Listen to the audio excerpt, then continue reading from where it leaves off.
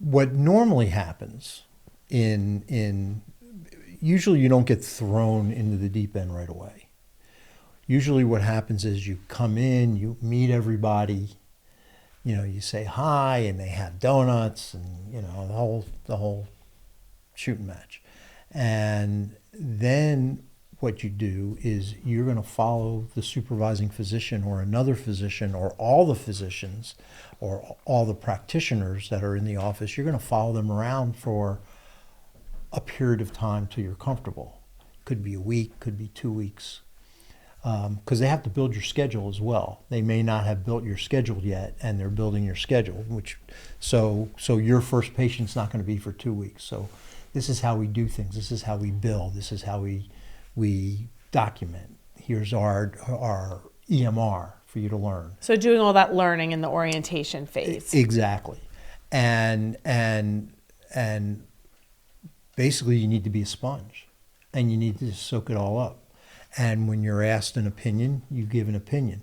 Normally what will happen is when you are in the room, the doctor will say to the patient, here's our new PA, Jane Doe. She's following me around for a couple of weeks. Is it okay if she's here? And the patient always says, yeah, it's fine, no problem. So the doctor does the thing in the exam. Some doctors in the room with the patient will say, what do you think? Give them an answer. Tell them what you think, okay? Most wait until you go out in the hall till after the visit, and they'll ask you questions, and you can ask questions of that visit.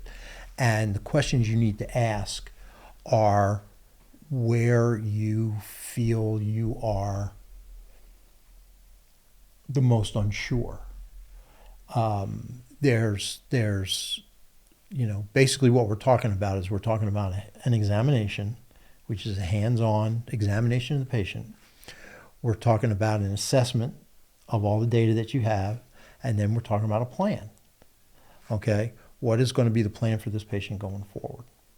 Now, a lot of times what the doctors will do as they bring you on is they will have you more and more involved. Mm-hmm. Okay, here's all the data, what do you see? Well, I think the patient may have type 2 diabetes, we got to do some blood tests and da-da-da-da. Good, I agree with that. That's what we're going to do, and here's the plan for the patient. The doctor tells the patient. On and on and on until it's time for you to start seeing your own patients. Okay? So the best thing you could be is confident, not cocky in your ability. What does that look like? What does cocky look like? Cocky looks like, I can do this. Just give me patience. Just leave me alone. That's what cocky looks like. Cocky looks like, I don't need you. What's going on at the nurse's station when that cocky provider comes along?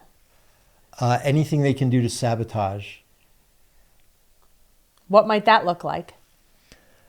That would look like not rooming patients when you should be, taking longer than necessary to triage, not doing all the paperwork, not filling in the EMR as it should be filled in,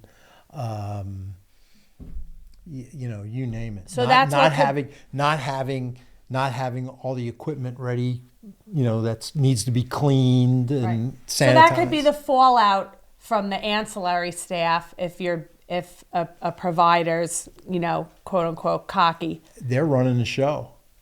It's